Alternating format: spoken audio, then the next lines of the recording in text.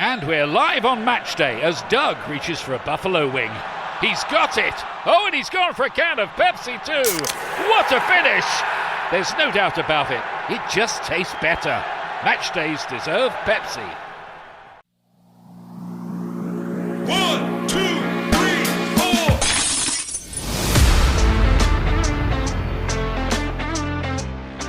4. You're listening to the Australian Hunting and Beyond podcast with Matt,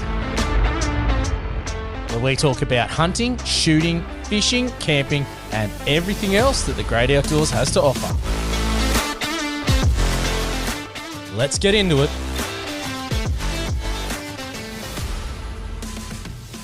All right, second jack this week. So we were just talking about that. I've recorded with two different jacks. Mate, Jack, Hunter's Pride. How are you, mate? We got here in the end. Yeah, finally did after a bit of wrangling, got the kids and stuff, yep. It's one of those things, isn't it? Like, it gets harder when you get older and you have a family and your priorities are all over the place. It's trying to find the time, get the kids down, have that just time to record. I find that's a really difficult one. We talk about getting out hunting, but man, it's just a mad juggle, like in life in general. I don't miss being like the single days and things, but I sort of go, oh, geez, I wish I was right into hunting when I had all that time. And how much better a hunter would I have been other than now where I'm juggling everything. I only get away every, so often for the kids. But I know you've got little ones and, mate, you do more than me with all the tanning and everything that you do. How do you find the time? It's a struggle. I've got 3 jobs initially. The tanning is one side of things. I've got a gardening business and I also help drive tourism boats down here. So, I've got a very forgiving wife. It's no, she's awesome, but it's something where I guess we just try and work with our schedules and bounce back and forth and see what we can do. And the kids come inside the shed, when I'm tanning hides and they have a good time. And if I'm out, doing any hunting and stuff, I'll try and bring one of them as I can. They're only young, so usually my eldest. But I don't know. Yeah, it's there's, as I say, it's easy. There's struggles within it too. I guess it's just the pros and cons of being a parent, isn't it? Look, it is. And it's also absolutely great fun and watching them develop and learn and all the things that go with it. The one downside, and there is a serious downside, is everyone would have known of, my wife used to get right into me that I was a crap hunter. I'd go away and I'd never bring home food. Like, I wouldn't bring home venison. She used to call it the most expensive deer meat in the world. My problem now is my kids expect deer meat. So now, not only if I come home after a hunt with nothing, it's not just her getting into me. I've now got like 4 of them just into me. Where's the deer? Where's the deer meat? You didn't shoot one? Oh, man. I'm just sitting there going, now I'm getting ganged up on. There's an issue here.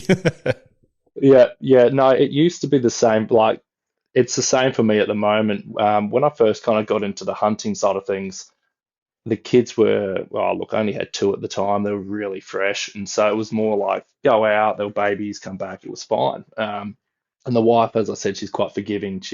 We lived close to a lot of the properties that I'd hunt on. So it was easy to kind of go out for an afternoon, come back. And if I didn't get anything, that's just how it worked. That's hunting, isn't it? But now my eldest is 4 and middle child's 2. And she's like, Dad, I want you to shoot a red deer for me. I'm like, can I shoot a red deer? And she's just all over it, which is great. But also in saying that too, you're like, okay, I've got this expectation that you got to meet.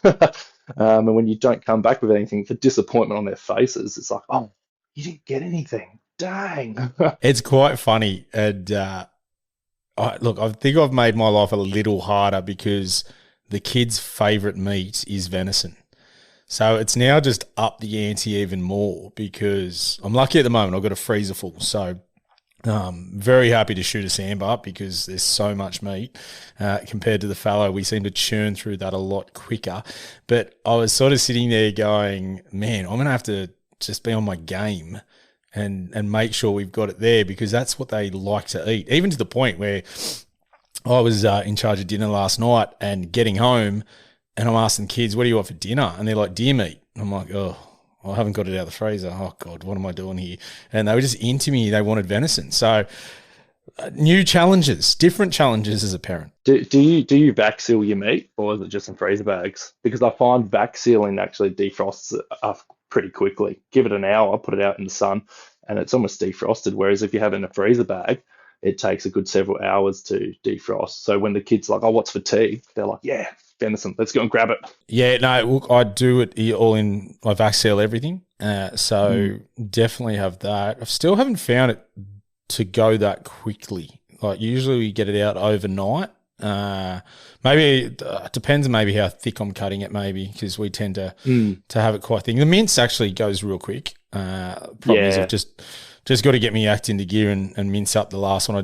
Haven't done that yet. I just sort of cut it all up, put the main cuts that I wanted, and then just went, oh, that's the mincing pile, and I've just got this massive bag vac sealed of mince ready to go. But I just bought a new sausage stuffer, so I'm waiting for that to arrive and upgraded to the electric, and then we're on. So I'm waiting for that to get here, and then that's going to be the next one I go. And mate, what a bargain! I think I got it from Vavor, and it was $400.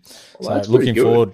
Yeah, I bought a few things from them, and they've been awesome, all of them. I got a really good potato slicer, one that you sort of just pull down, and it fresh cuts your potatoes. So we do all our own chips, I guess, homemade. So the wife grows potatoes, we grab them, and then we put them through the slicer, and then we fry everything in tallow. So mate, unreal. So much venison tallow, like your own tallow. No, I haven't done venison.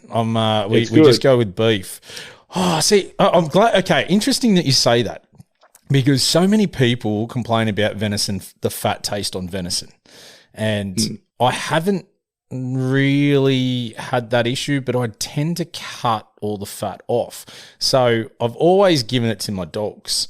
So I'm interested, now that you've said you've done it and you like it, it might be something I've got to have a bit of a play with, I think. It is certainly an acquired taste. Like it's I reckon it was off a fallow bucker shop a couple of years ago. It had pre-rut, so it had a lot of fat on it. And so we shaved it off. And of course, you don't want 3 inches of fat on your steak. It obviously depends, but no, so I shaved it off and gave it to the wife, and she said, "Oh, look, let's break it down, make tallow." I thought, sweet, like let's just see how it goes. And so you just slow break it down. It was actually pretty good, and we made it into a couple of jars and then just put it in the fridge. It does have a stronger flavor to it, I will say. It's probably not my favorite kind of piece of fat-based kind of product. If you go to the pub and you've got like a nice steak, a beef steak, and you've got that used to that fat flavor. This is stronger, but in saying that, it's not bad. Like, I'd highly recommend it and give it a red hot crack. All right, you sold me. I'm going to do that next time, because it does feel like a bit of a waste just throwing it to the dogs. I'm not going to lie. So I hadn't really even thought about that. I've always just, beef tallow, it's easy, and it lasts forever. I mean, we were talking about this the other day. I don't know, for people out there, if you've got your own deep fryer, if you're using seed oils, geez, it just goes that thick, dark, sort of sludgy, like it looks horrible, right? Like after you used it a few times. The tallow, it doesn't do that. It just, you cook with it. It obviously goes everywhere. It just goes back in. It solidifies again. But the whole basket, everything there is just clean. There's none of that sort of dirty, gunky, sort of thick black sludge that goes with it. And I sort of look at that and go, man, it just looks so much cleaner and healthier. I think it tastes way better as well. The flavour on the chips and things, I think, is amazing. So yeah, that's all we do now. If we can get rid of seed oil completely, we're happy days, and just run tallow and ghee. I cook in a lot of ghee. It's so good. Well, I think I'm big, obviously being a PE teacher, I'm big into looking at what we can do from a health perspective, especially for the little ones. And I am of the opinion that the healthier or more natural you eat, it's got to be better for you. All the preservatives and oils and all the things that are added to everything now, that can't be great. Bowel cancer's tipped to be the next, the highest killer next year here in Australia in 2027. That's significant. We're now seeing people 20, 30 years of age getting bowel cancer, where that was so not even existent like 20 years ago. It's got to be the diet. It's got to be the preservatives and the crap and the junk that they jam into our food for shelf life or stability or just to make things cheaper, whatever it is. And I sort of look there and go, all right, well, the more wholesome, the more that it is as natural as possible without the tinkering and the additives, that has to be better for us. Oh, it would taste so much better as it is. And like you're spot on, Matt. Like I reckon well, my wife and I first got married, you just do the general, we were young, we got married young. So it was this whole thing of, you only have so much money, do what you can do. And I think when we first started up our veggie patch and then got into hunting initially, it just opened up a whole new world.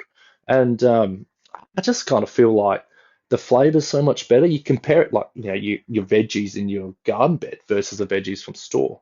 Like, yeah, they're just washed out. Same with your meat. So many people look at game meat. I've got friends that I've won now onto the venison side, but beforehand I would make, venison sausages or just steaks, say plain venison steaks, and they wouldn't touch it. They go, no, no, no, I don't want to touch this. It's game meat, you've harvested it, et cetera, et cetera. And I said to them, but what's the difference? They like you're going to the store, you don't know how old that meat is. Yeah, it looks all nice, rosy and pink, but that's a lot of chemicals put into that to make it look fancy. Meat's meant to look dark. It's meant to go off quick because it's fresh, it's raw, and it tastes so much better. And so this is just a range of things when it comes to basically sustainable living. And we froth it. We'd love to get a hobby farm one day and just basically live off the land. It's great. Well, it's funny. That's sort of where, we are looking at heading, and we got a nice little sort of block here that we grow pretty much as much veggies as possible, and obviously the chickens and all our eggs, and try and do as much here as we can and supplement that with having to buy, store-bought, obviously. And the one big thing we noticed, and it can't be great for you, but the amount of produce we lose to bugs. And you sit there and just go, all right, well, the amount of pesticides and things they're putting to be able to harvest, I don't know, it just doesn't sit right with me. I think we're the only species that poisons our food to stop other things eating it and then eat it ourselves. I don't know. When you look at it like that, it doesn't make sense to me what we are doing there. I can't see it being good. I get it from mass-produced farms have to do it. I get that. Understand it. But I also think, hell, if you can get away from it, it's got to be better for you as well. And I go down that path. And then, look, as you said, you've got heaps of different ways to cook.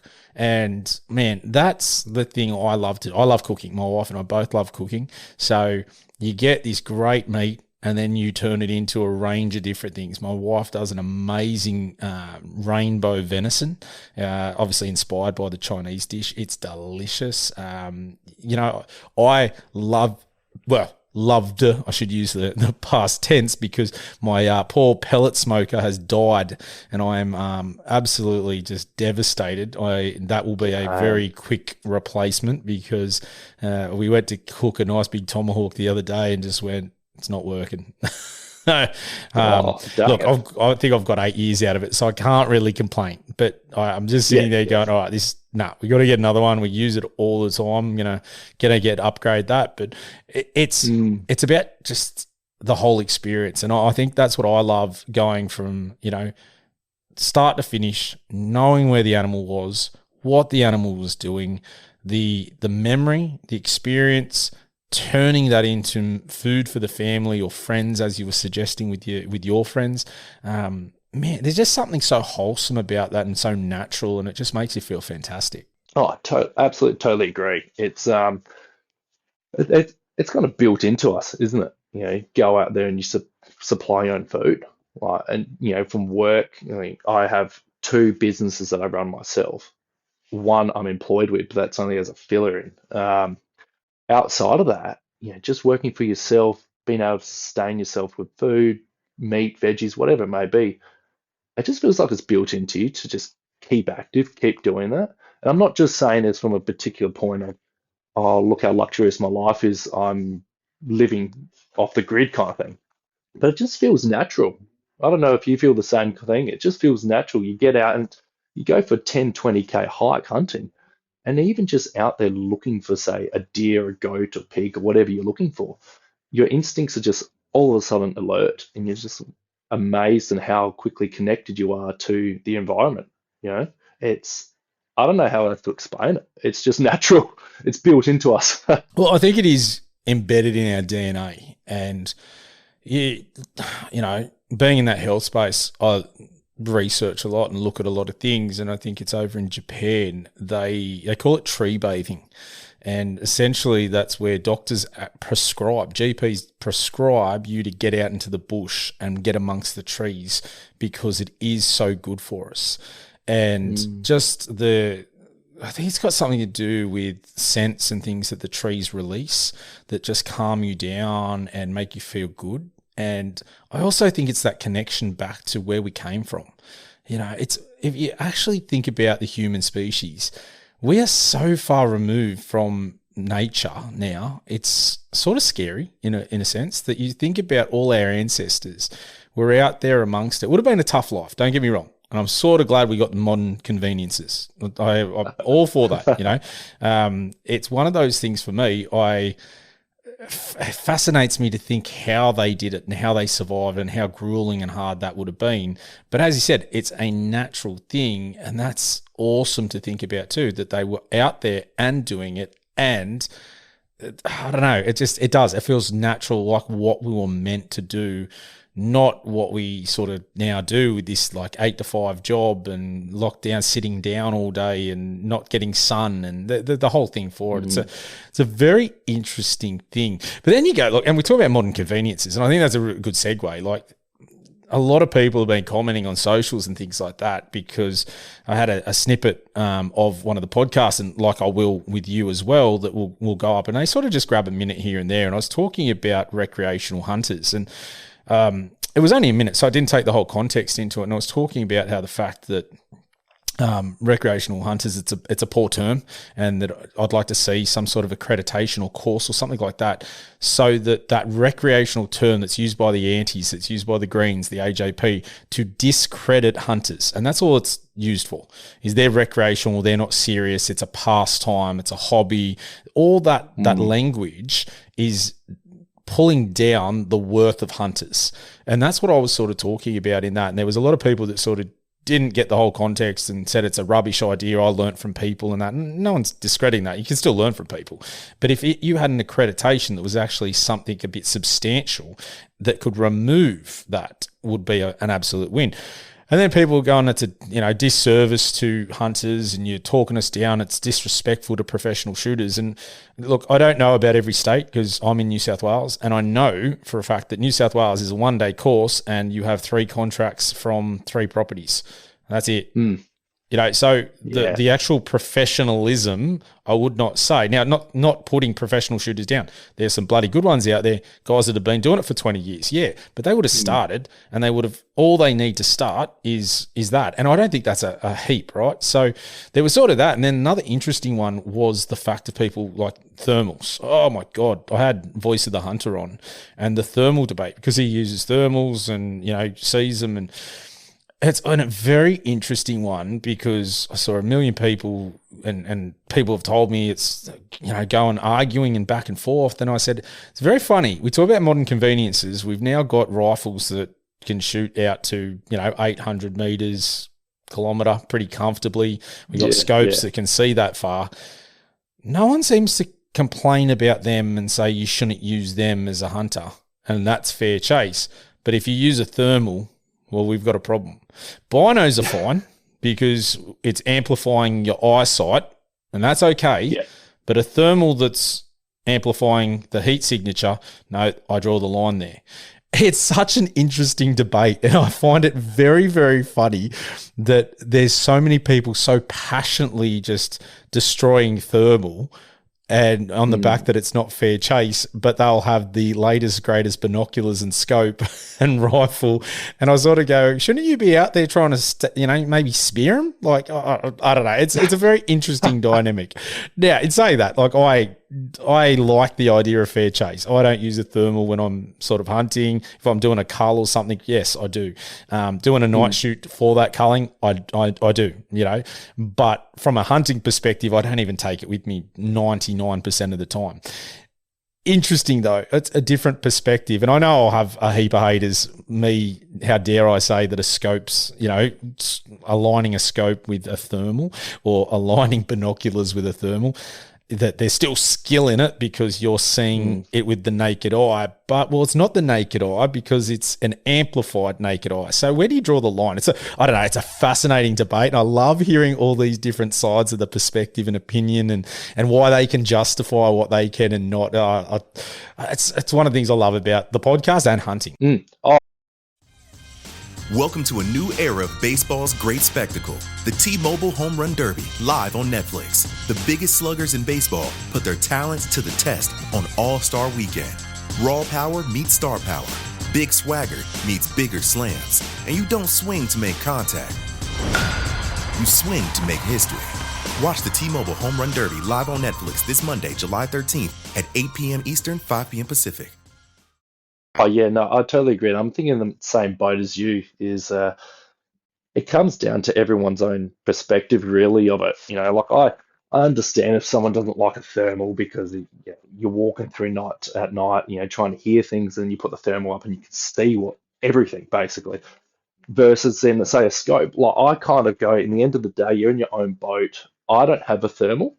I would like to get one just to experience it. I've had a couple of mates that have used monocular thermals and they're pretty sick. But in saying that, most of, say, my nighttime hunting is out of a car spotlighting because we can spotlight here in SA. So it's, I guess each state's different as well. And I don't know, I'm not too worried about thermals. I think I was having a debate with one of my clients a couple of weeks ago.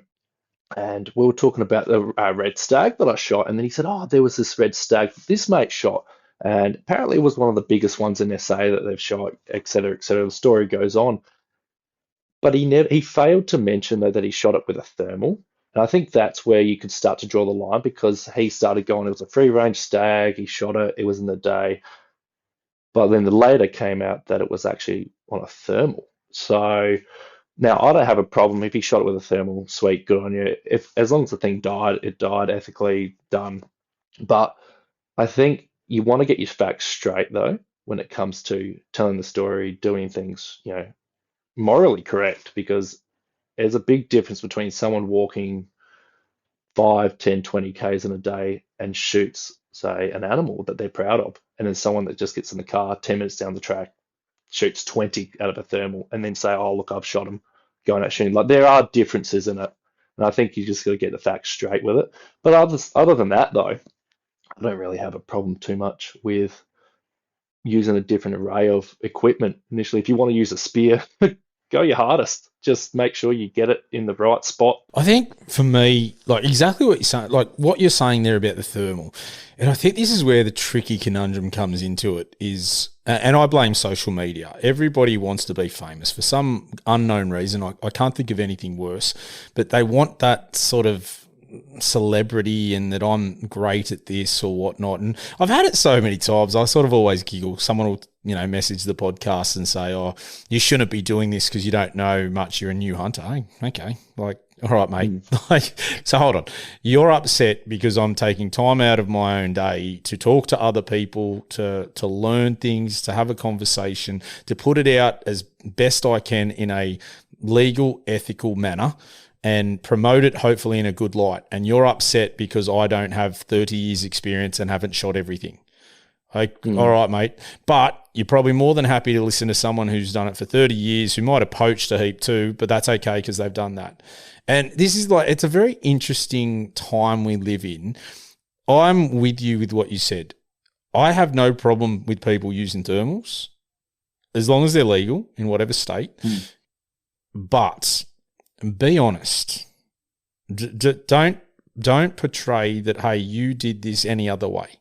And as long as you are being honest and upfront, then I have no issue.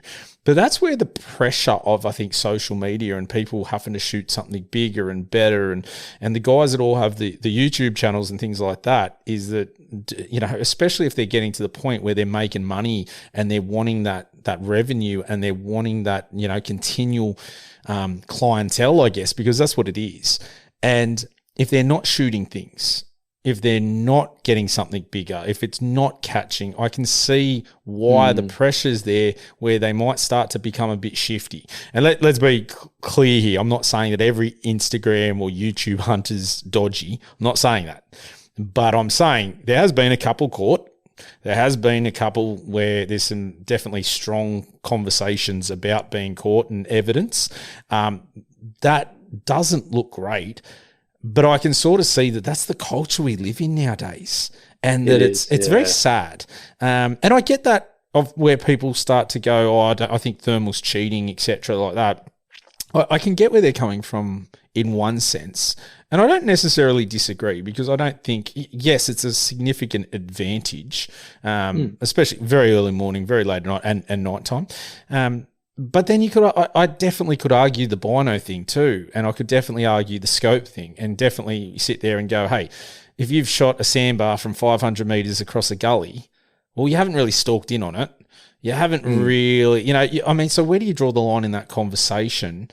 And I think that's half the problem. The other thing is that everybody wants to, put people down. I can't believe the amount of people, like, if I look at something and I don't like it, I just don't follow the person, or I just back off. It's a very weird time that people go out of their way to message and have a go at people. And I find that funny that instead of, look, a lot of the time, I probably need to go back to the way I was. I generally have always, I just don't read comments. I post and ghost. But I've started to do a little bit more, especially when people message me, go, oh my God, there are all these comments on your thing. And I'll go have a look. When people message me and take the time, I tend to read them because I'm like, well, they're taking more time than just a comment on a post, and they're spending time to message me. Quite interesting, the amount. It's probably 50-50 people between positive and negative. But I sort of sit there and go, if I was just not interested in somebody's stuff, or I didn't like their opinion, I wouldn't take the time out of my day to message them and tell them that I think they're a dickhead. I don't know. Is it maybe I'm an odd person, but I sort of sit there and just go, just hit the unfollow button. If you don't like my opinion, go for it. I don't need you to support me. I have an opinion like you do. I'm not saying mine's right.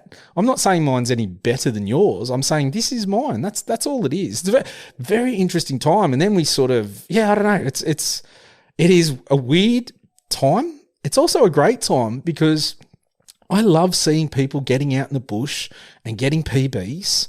And I don't care if it's their first spiker, if they've got, a buck, and people go, let it grow, let it go, let it grow. And you're like, man, you don't know the background. That guy could have been chasing something for 3 years. That could have been his second stag he's shot in the last 8 years. And he's been out slogging away in public land. Okay, I don't know. I just sort of sit there and go, without context, I don't think we should be putting other people down. If you just don't like it, don't say anything and scroll on. Do the community a favour and just scroll on. Oh, I totally agree with you. It's the old saying, don't judge a book by its cover.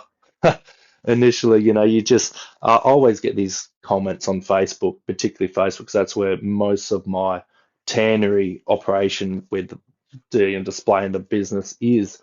And you just get people that comment under there going, that's wrong, sick, things like that. And I just go, scroll on. I can't believe they're just trolls, aren't they? They just sit there, they've got nothing else better to do.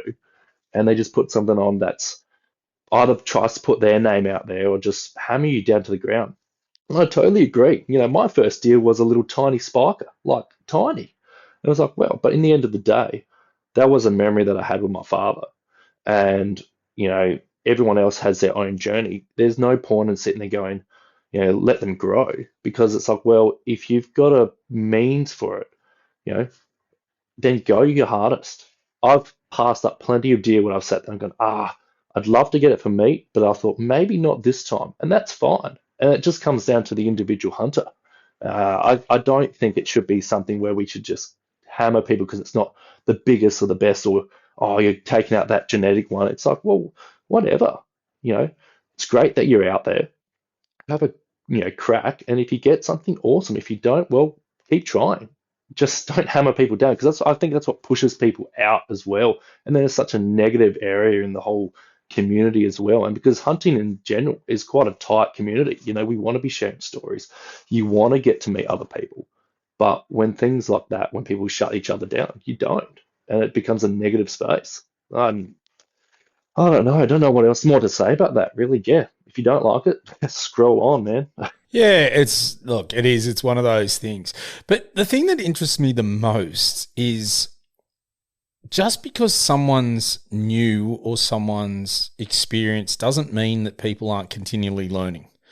And I'm always preaching about, I think everybody should have a growth mindset. Always look at growing, and, your way might not be the best way. It might be the best way that you know, but someone else might have something better. Take you, for example, I saw something awesome on your page the other day, and we'd already lined up to record this. So it wasn't even the reason I reached out for this part, but you posted a video and I just went, that is just so simple. Why the hell did I not think of that? And I could have used it this year.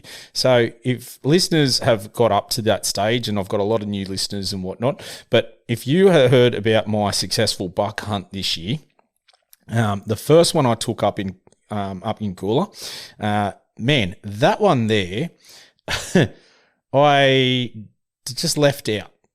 And so I got it down to the euro and just left it out with, still meat and stuff on with it, wrapped it up in a black plastic bag, and by God, did that stink when I got home. And your video was just a super simple thing of dig a hole, drop the skull in, and cover it up while you're in camp until you go. Yeah. And I just went, light bulb moment. Why didn't I think of something so damn simple?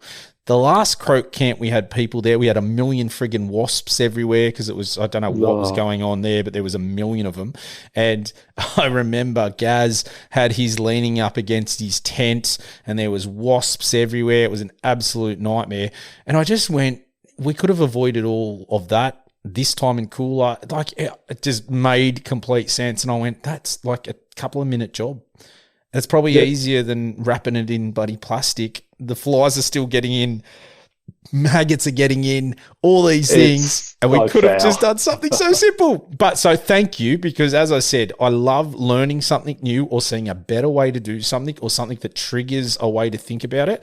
And your simple video just did that for me. So I appreciate that getting out there. Oh, I'm glad you learned something with that. Yeah, but it is just something as simple as that, and by all means, I'm not a professional. I'm still learning, and I'm always learning something new. But there's simple things like that. We were out, for a birthday hunt, and shot this nice red stag, and that was on the first night of the hunt, and we were there for another couple of days. And I just thought, oh, there's blowies going around it, and I've dealt doing tannery and euro mounts. I've dealt with heads that have maggots, and I reckon it's one of the worst smells on planet Earth. It stinks, and it's so foul. So I just thought, no, I'm digging a hole. Obviously, it depends on the scenario you're in, and that was great. And I can handle a little bit of rotten flesh, but when it gets fly infested and bugs, it's next level, man. It's disgusting. So yeah, but no, simple things like that. It's I was chatting to another taxidermist earlier in the week. Actually, yesterday. And I've got a couple of hides because it's just been raining here, and it's really hard to dry your hides when it's wet and cold. And it was just something as simple as, hey, I'm pretty sure I can do this, but once it's tan, can I wrap it in a bag and freeze it, or just store it out? And it was just as simple as, you can freeze it. It can stay for ages until it dries up again. Then you can pin it out and oil it and dry it up. Or you can leave it out for up to a week, but then you risk a mold growth. So just simple things like that. And I'm like, oh, that's great. So you learn something new every day. Well, I think that's the beauty of what we do, is that there is constantly something new gear, new tech, new methods, a new technique. And that's what we are, isn't it? I think people are innovators. We create better stuff all the time. I love listening to Joe Rogan, and he says that if you were like an alien looking at our Earth and you said, what's the purpose of people? They just create better stuff, and that, it's constantly improving and getting better and better and better. And I think We do. I definitely agree and see that. And then I also go, we definitely do that for us, or we should. We should constantly be growing and getting better at what we do and seeing better ways. And it might not even be that you take everything from someone's idea, but it might change yours slightly. And that might simply be enough to make an even better idea that no one's thought about. And so you just have this constant cycle of improvement, which then we all benefit from. And I think that's the best way forward for all of us, especially hunters. Oh, 100%. Every time I go out, whether I shoot something or I don't, I always look at what could I have done better. I never see as a perfect scenario. There was a successful scenario, but never a perfect one, because you could always get closer, or you could always have shot better, or whatever it was. Now, sometimes it's not always the case, but I always, and for me personally, I always reflect on the things that I do. And say with the tannery, for instance, I started off just doing, because of the love of it. It was always hunting first, and then getting to the tanning. And every day I'm involving changing things around, thinking, oh, what can I do to produce a better product? What can I do that will make the hunter or the client happier? And in turn, I guess for me, that it stands out the product more. But even in life, with being a parent with kids, I always fail I say I fail as a father when I come to discipline the kids and stuff like that. And my wife always comes back and goes, no, just how did you do that better? What can you do next time that was better? And we're always learning something when it comes to trying to develop more. And it's a challenging world, but I tell you what, I don't regret things that I do, and come back and go, look, let's try that out next time, and what could work. So, well, I think for Adobe Firefly is the all-in-one creative studio with AI-powered image and video editing for today's creative process. Built for creators of every kind, Firefly helps you generate, edit, and experiment fast. Because the asks aren't getting smaller, the budgets aren't getting bigger, and the timelines, oh yeah, still tight. With all the best creative AI models in one place, Firefly brings your ideas to life. Unlock a better way to make with Adobe Firefly. Now, you just mentioned the word fail, and I use this with my students a lot. Fail for me stands for first attempt in learning. And so if you fail, if you learn something from it, then it's not a fail. You've gained or grown off that outcome. So if you do the same thing over and over again, that's a problem, because if you always do what you've always done, you always get what you've always got. So, and I think that's one for me, and it's all about the reflection. Coming back, whether you've had a successful hunt, an unsuccessful hunt, reflecting on what you do, I think they're the best ways to learn and to make those mistakes yourself and do them yourself, catch up on them yourself. I think that's really, really important. I totally agree with you. Yeah. So let's talk, how did you get into tanning? Because that's a very unique sort of speciality. It's, I don't know, like I got into hunting, but that is the last thing on my mind is wanting to tan hides. You know what I mean? Like, it's just a funny thing, and I'm glad you're doing it because they do look awesome. Don't get me wrong. There's plenty of guys out there, and they come up great. It's using more of the animal. Get that? That's another win. How did you get into it? Where did that passion get ignited from? Like, what's the story there? Oh, look, I was brought up on a farm, and we would go out shooting just your general farm stuff, coming out, a couple of deer here and there, and never really utilised the animal.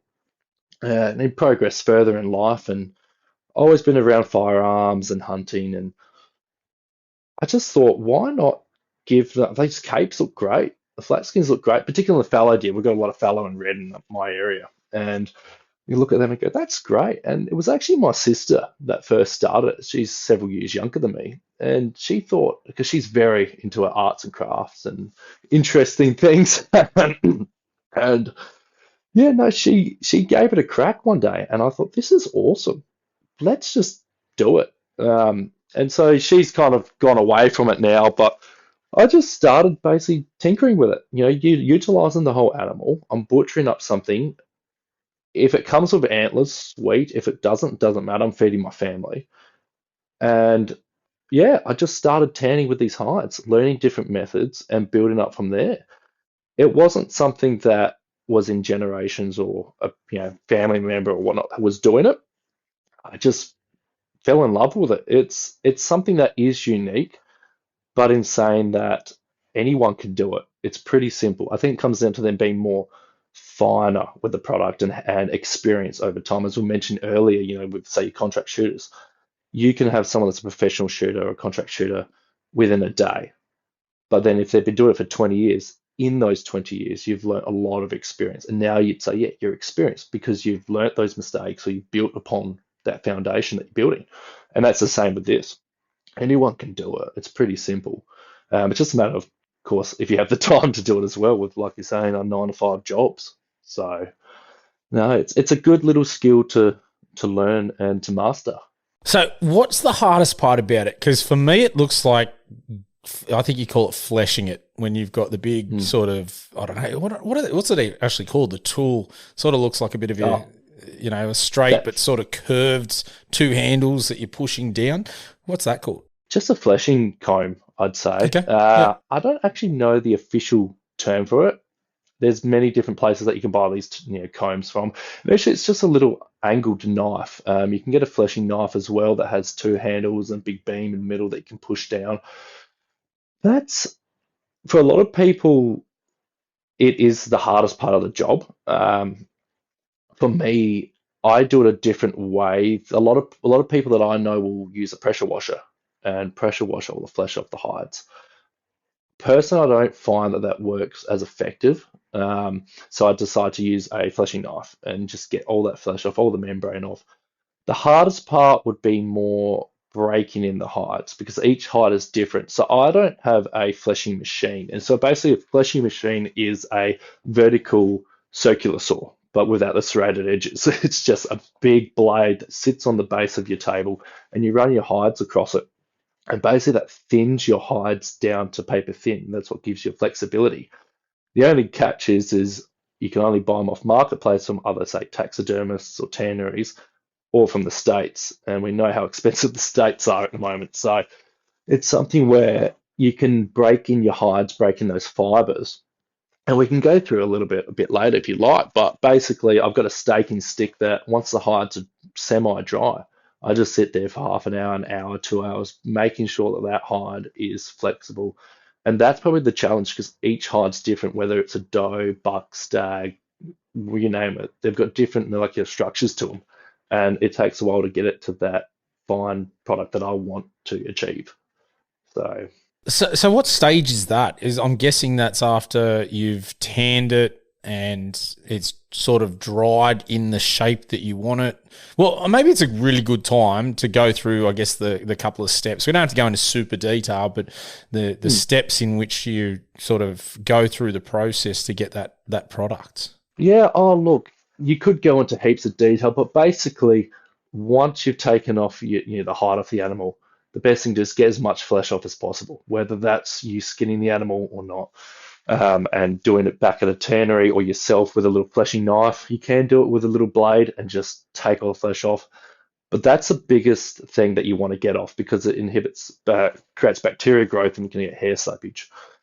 Basically, from there, you want to neutralize it. So we put it into an acid pickle for a couple of days, up to a week, depending on the thickness of the hide. From there, you'd add in your tanning. So for me, I use a lot of my flat skins. I use chromium sulfate, which is a bit of a blue tinge chemical. You can use a tanning oil after that stage. That is probably more so used for your capes and like fluff. No, not fluff. What do you call it? Your soft skin. So foxes, cats, kangaroos, possums, really soft type of animals. And then that's done. But outside of from your chromium, you want to then, once that's tanned, you want to dry it, say Indian style.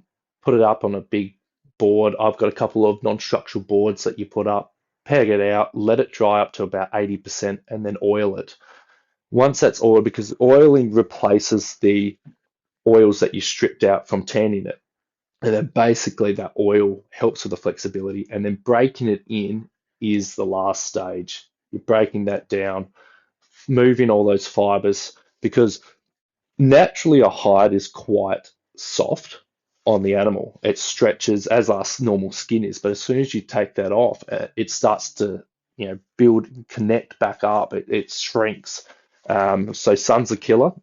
And chemicals are a killer because they'll swell up all those fibers. So what you want to do is allow those fibers to swell up with all the chemicals and the tans that you're using, and then break them. So if you imagine, we're recording at the moment. For those that can't see, if you put your hands together and you pull them away, you're creating this fiber zone. It's like an elastic or a slinky. The slinky stays shut, and if you don't have that open, it's not going to be flexible. So naturally, a hide will go to cardboard. So you want to break that up. So a stake is something that's not too sharp, but a vertical stick that sits up, and I just rub those fibers back and forth of that hide until you're breaking and opening up that slinker initially, and then it becomes flexible, and it will stay like that as long as you don't have it in the sun. Sun is a killer of hides, and we'll shrink those fibers back up, and it'll be cardboard again. It's really interesting because I've learnt something else tonight, because I had never thought about how they become flexible. Because everyone's seen the pictures, the board you're talking about with the ropes all around, having it flattened and straight out. And then that's the product, the rug. People just think of it, I just think of it, maybe others don't, but I just think of it as, nice and hard, firm. It's going to be the rug on the floor. But I've then gone, wait a minute. No, there is other ways to do it, that they're soft and that they wrap around, and like with fur that people wear, and I'm guessing it would be a very similar process. I just hadn't put two and two together for that reason. Okay. But not something I really thought about up until you just talking about it, then going, that makes sense. Because, people use them for a variety of things. I've seen them hanging over, a lounge, and never really thought, it's bent over the lounge. How did it get like that? I just looked at it and went, no, it's hung over the lounge. So when you're talking about the breaking of the fibers to make it more flexible and malleable, that makes complete sense. So there you go, something new again. Multiple things today. Well, yeah, it's you've got multiple processes to make that hide flexible. Initially, it's breaking those fibers on the stake or using that fleshing machine. And different ways of tanning your hides as well, which then will create different obstacles for breaking those fibers. So a standard way of, say, tanning or preserving a hide is just salt drying it. And then that thing will last you forever. Problem is, it will turn to cardboard and it will be hard. So it's not too bad if you want to let it dry and stake it and then put it on the ground as like a floor mat. But if you want to use it as any home decor or clothing or whatever you want for that hide, it's not going to be the best option because it's going to be really stiff. So there are different methods in it, and I'm learning every day of different methods. But initially for your flat skins, and for those that follow Hunter's Pride on Facebook and Instagram, you'll see a lot of the flat skins are chrome tanned, and that's probably the best way or the best chemical to use for your flat skins, which is usually used on the side of your bed or on the floor initially. Look, I have all the links in the show notes too, so you'll be able to just click on it and go straight over to the thing, and I'll tag them on the socials. So go out and check it out, because, look, it is a fascinating process. And again, we were talking about the ancestry of sort of hunting before, and then you think about, where did tanning come from? Who was it that sort of went, here's a chemical that I can do to dry this skin out and then break the fibers and make it into clothing?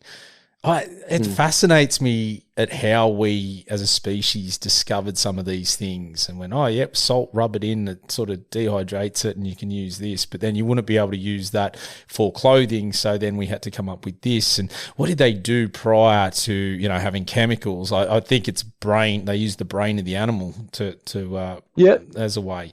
But all these things just go, who was the first person to think of this? Who shot the animal and just went, their skin looks pretty warm, I'm going to try and make it into some clothing. Wow. Just the creativity of it It's amazing. It's pretty warm. Oh, 100%. And it makes sense because, those animals can stay out in all, God knows what weather compared to us. We'd be dead in a heartbeat. And if we weren't clothed, with the normal clothing and stuff we've got now, we've got that's our, look, again, it's funny. We go back to that advantage, disadvantage, what's hunting and what's fair chase. Well, our skill set is making stuff and technology to try and give us or close the gap. I don't even think it's give us an advantage. I think it's close the gap because as we're talking about, we don't have fur. You have no clothes on. You're going to be, exposed to the elements. You're going to be in a world of hurt very, very quickly. Yeah, that's it, mate. I'm shivering with just a jacket on. That's the thing. It's no. But circling back to, I reckon, like we'd say, natural products. You've got your brain tanning that you can do for the hides. You can use a lot of bark tanning and tea tanning as well. So anything that has tannins initially in it. So bark, if you boil bark, those tannins will leach out of the bark, and then you can tan like your rabbits or foxes. Different species of plants or bark will have different colors and shades of tannins, which initially will give you a different color or product. Same with tea, same with coffee. There's a lot of different ways that you can naturally tan a hide without using chemicals. You could basically just use salt, some sort of acid, because initially there's a pickling stage. So going back to one of the first stages, you want to neutralize your hide. So that involves a salt and an acid. Bringing that pH level, water has a pH of 7. You want to bring a pH, this liquid pH, down to about 1 to 2, maybe 2.5, depending on the climate you're in. And basically, it's a very acidic area which no bacteria can grow, and it neutralizes and opens up the fibers of the hide to then allow the tannins to penetrate. Because if you just put a hide or a raw skin in, say, normal chromium, for example, it won't bond with the fibers in that hide. You need to be able to open those fibers up using the pickle. So you can use like citric acid from your lemons, limes, salt, put that in there. Now it's a weaker form of acid, so you'd have to use a lot more. You could do that with, say, a rabbit hide and give it a shot. I'm yet to actually do it, but you can do that, which is very interesting to see, because that's a natural way, I would say, that they would initially tan their hides. Use citric acid of some form, salt, and then go with a bark or a tea or brain tanning. Even egg yolk tanning, apparently some people have tried too. I don't know how effective that is, but there's a lot of different natural ways than just chemicals. Chemicals are more so for the commercial or industrial kind of people and a bit more lazy initially. So you've just sort of blown my mind a little bit there, that just thinking that you can use bark and boil it up and use the tannins that come out of the bark to be able to do it. All right, shout out to listeners there. If you know someone that has done a couple of these sort of natural methods, I would love to hear from them and let us know, because that would be unreal. Just thinking about how long would that process take? Like, it looks like a really long process that you go through now. It's sounding like it would be way longer if you're doing it with, some of those methods you just described. I didn't think the pain from the shingles rash would affect simple, everyday tasks like bathing, getting dressed, or even walking around. I was wrong. Though not everyone at risk will develop it, 99% of people over the age of 50 already have the virus that causes shingles, and it could reactivate at any time. I developed it, and the blistering rash lasted for weeks. Don't learn the hard way, like I did. Talk to your doctor or pharmacist today. Sponsored by GSK. Oh, probably not too much longer, because the initial neutralization process is the same. So let's say a standard fallow hide. Once you've defleshed it and they'll put it into its pickle, I like to leave it in for up to a week, depending on the thickness of the hide. If it's a buck, up to 7 days. If it's a doe, maybe even 4 or 5 days. And you can tell if it's penetrated the hide because you can squeeze the hide side itself. And if it rebounds, it hasn't soaked up. It's like normal flesh. If you squeeze it and it sits there and looks dehydrated, everything's drawn out ready to soak in the tannins. So it's a good little handy tip, and it basically turns your hide white, real white. So up to a week, and then tanning it, depending on what you're using and how strong the tannins are, another week. So the initial process of tanning doesn't take too long. It's more the prep and then the final product in the end, making that product look good takes its sweet time and a lot of hands-on work as well. Uh, so I would say naturally, if you've got a lot of bark, say that you've boiled up, release those tannins, if then you've got a hide that is able to accept those tannins, I would say it'd be the same time initially. Yeah, right. So, Okay. but yeah, it'd be good to hear any stories of people do that. Yeah, I just think that's fascinating and amazing that you could do that. I mean, it makes so much more sense, like someone yourself, not to go down that process. Just collecting the bark, boiling the bark, all that sort of stage, and you probably find you have a much more control over the state. I'm guessing, as you sort of mentioned there, the amount of acidity or the actual amount that you've got to put in of different things. It's probably a lot easier in the commercial side where you buy the products, you know how to measure it out, you put it in, happy days. Yeah, that's it. Well, it's also learning. I guess, you can buy tanning kits online. Very, very easy tanning kits that just involve aluminium sulfate, chromium sulfate, and then a fat liquor. And they'll have the instructions there. And there's a lot of videos on YouTube that show you how to do it. But that is literally, I feel, touching the surface, just scratching the surface of, let's say, the world of tanning and tannery, because I did that for a while. And don't get me wrong, it actually gives you quite a fine product. But learning to develop from those skills opens up so many more doors that, I thought, oh, okay, this makes it a lot easier, or this makes it harder. And I don't run by any of those schedules now off of the initial baseline, because if I did that, well, say running a business, I'd lose money.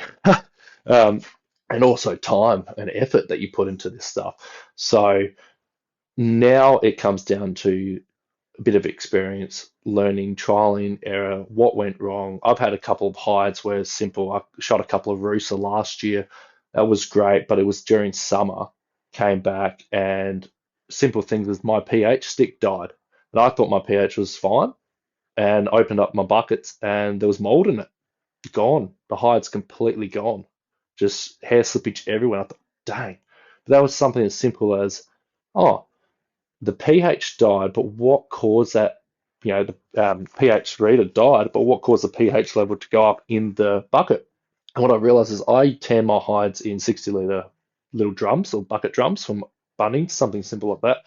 I left the lid on and it was a hot day. Of course, that black and it's a hot day turns into an oven and just rose that pH up like anything. And it was like, dang. And that was just something simple. Lucky they were my hides, not clients' hides. So otherwise, I'd be a bit of a pickle in that. But in the end of the day, yeah, learning something new every day and developing a skill that I try to share with other people. Does that add to the pressure? Like you just mentioned that you're glad it was your hides, and I get that because it's something I sort of feel is, for a lot of businesses, a lot of jobs, if you stuff up the product, you can replace it or you can redo it or you can, like if you're a tiler and you grout the tile, grout it wrong, you can just sort of take out the grout and replace it with the right color, for example. Yes, you're going to lose some time and money, but it's not something that you have to, like the tiles are stuffed, the grout's stuffed, it's game over. You've got to rip the whole thing out and it's a monster thing, or it can't be replaced. But if you're using a client's, you can't just replace it because it's not sentimental. It's not the animal. Like for me, I think that it's just an extreme pressure that's added to it. I don't know. It doesn't even sound like I'd want to do it to put myself in that position in case something went wrong. Yeah, look, when I started the business, it was certainly something that I was worried about, and I didn't want to offer the service to anyone without trialing first, of course. And I was doing tanning prior to starting up Hunter's Pride, but I think it's always in the back of your mind of if something went wrong, what can I say? What do I do? And initially, it's the best thing is to come clean with the client. I've never had anything go wrong once I've taken the hide from the client and it's been fleshed. The issue is, and this is a little bit of a note for everyone that's listening as well, is once you're skinning or once you've skun your hide, or if you're skinning it, keep that hide as clean as possible because any dirt, any blood, that has bacteria growth. I can control everything. Once the hide gets to me, I can control 99% of stuff that goes on. But prior to that, that's out of my control. So if you have a dirty hide, and I've had this a couple of times where a client's given me a hide, it's been, it looks fine. I defrost it, and there's just dirt and blood everywhere. And I think, well, I can't guarantee that there's not going to be any hair slippage because this hide is a mess. I don't know that though until I go through the fleshing stage. And that's a bit of effort to get all that flesh off and then go, oh, dang, here's a 50-cent piece of, hot hair coming out, or here's a $50 note size of hair coming out. It's like, oh. And so I always tell the client, like, look, this is what I expect of the hides. If you're going to come here, this is what I expect. And I'll put it up on the socials as well, what I'd like as a hide to come into the shop. And it's okay for someone that's learning as well. If they're first time, hunter that's come out and they've got a hide and they're like, look, what do I do? A lot of people usually reach out, and that's the best thing. There's no such thing as a silly question. Ask me, contact me if you're not sure. You can contact whoever's local to get that hide clean, tidied. Salt it if you want to, but make sure you don't salt it with flesh on because that's only penetrating the flesh. You want to take all that flesh off and then just have a clean hide. Otherwise, shove it in the freezer and then bring it to us because that's probably the most dangerous part is between hunter and tannery. After that, usually I don't have an issue. It's pretty straightforward from there. It's more so when a client's not upfront with me and they said, yep, this hide's fine. And there's gaping holes all through the hide. And it's like, oh no. Yeah, they'll say the hide's fine. And I've got to spend half an hour to an hour and a half stitching the thing. And it's like, oh no, how do I make something look great when once there's a hole there, it's never going to be the same again? So there's always challenges in it, but there is excessive pressure. But in the end of the day, being upfront with each other goes both ways. It works pretty well, and haven't had too much of a hiccup. I think I learned something new again because I've always wondered, and I've just never sort of pursued or tried to work it out. But I was sitting there going, all these nice tanned hides, are people just head shooting everything? And now you just touched on stitching because I was sitting there going, if there's a hole there, how does it go? How do you dry? Like obviously stretch it and dry it. And I'm like, how would that happen in the middle where there's the hole? It just clicked. You're stitching them up prior. Yep. There you go. Yeah. You got to stitch it. Like, look, I'll have some clients say, don't worry, but I've said this before. I like to do a quality product, and I won't give something to someone without it being to the standard I'd like it to be. So stitching is just something that I'll just do. They'll charge extra if there's multiple stitches, but a bullet wound or a little muck up here, I'll do it. Just get it done because initially it gives a finer product, and you'll be surprised how many people actually don't know how to skin a deer, even if they're hunters as well. And it's like, wow, this is interesting. And you learn a lot of different people's opinions and different stories from just being a tanner. Like I've had someone come in and said, oh, yep, that was a one-shot kill. But I always find out in the end when I'm tanning and skinning these things or cleaning them up, because I go, hang on, there's 4 holes in this animal. And they're bullet wounds. I'm thinking, hang on a minute. Not that I'm worried, but I'm like, hang on, that thing's taken 4 times to shoot.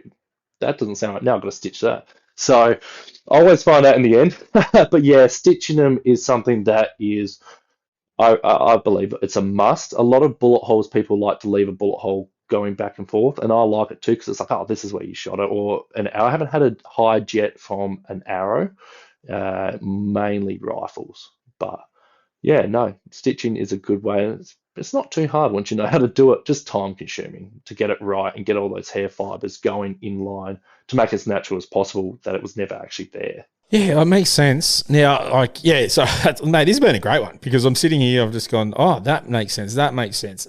Like, things that I just haven't thought about just in general conversation are popping up and my mind's ticking over at 1,000,000 miles an hour going, yeah, that's there. How does it work when you're stitching it that it doesn't, like, lump up or get, like, so if you're trying to get a nice flat product and you're stitching that bullet hole, like, you see most stitches, even on a person, there's a scar, right? It's sort of lifted or the way it's joined together. Do you get it flat or is that near impossible? How does that work? Look, it comes down to how well you do it.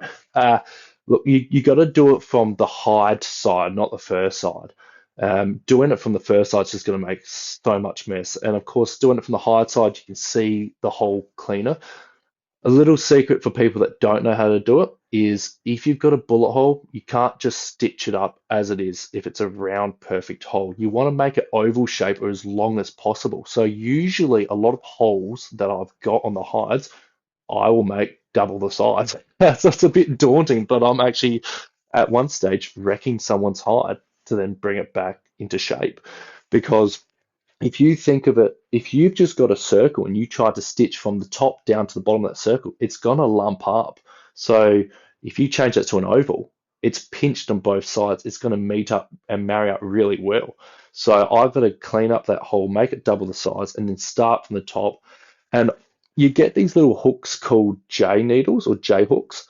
And so they're curved at the end. Now you can buy some from, like, say, Spotlight or any arts and crafts store. You can get nice professional stainless steel grade ones that penetrate hides very nicely off taxidermy stores, and I'd recommend those because they penetrate through, like, red stag necks, and they're thick. So they get through really well. And so basically you're never going to, I always say a perfect hide has no holes when it comes to stitching. When you have a hole, you try and get it as best as possible, but usually you don't see it. If you separate those hair fibers, you can see where the stitch was. So yeah, initially say a scar, but because I'm bringing those two sides together and weaving it through, I'm going to try and explain it a bit more audibly for people, but using a J hook, as you're pushing that hook through the hide, you're hooking it back around, you're making sure that no hair fibers are actually getting hooked in with your thread and your needle, and they're staying back on the hide side. So as you're bringing it, cross stitch kind of thing, as you're bringing that stitch or that hole back together, it's leaving all the hair on one side, because once you start getting hair going crossways, hide side, hair side, it becomes a mess and then it just doesn't look good. So it certainly does take a bit of practice. Holes are probably the easiest thing to stitch. I've had plenty of people sever tails and they're a pain in the neck. But in saying that, it does still work well. It just takes sweet time. Well, oh, mate, there's been a lot tonight. My brain is sort of just swelling with information that I'm just making all these different connections.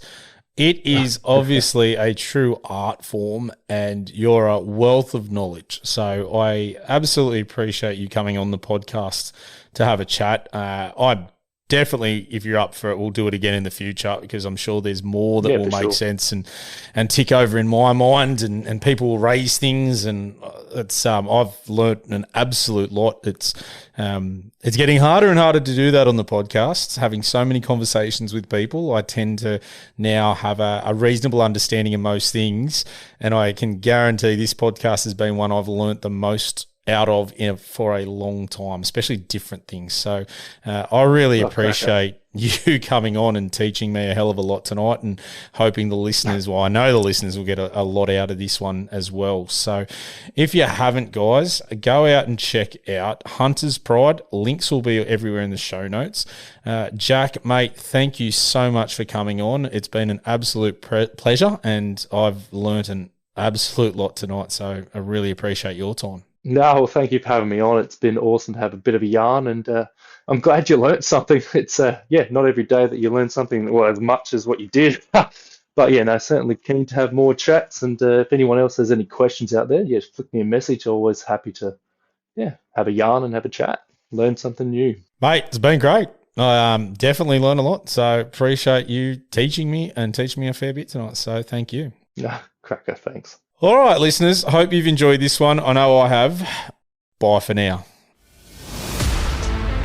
You've been listening to the Australian Hunting and Beyond podcast with Matt. Thanks for tuning in and can't wait to catch you next time. But in the meantime, if you want more, you can find it at linktr.ee/Australian Hunting and Beyond. That will give you our YouTube, Instagram, X, Facebook, you name it. We'll catch you next time.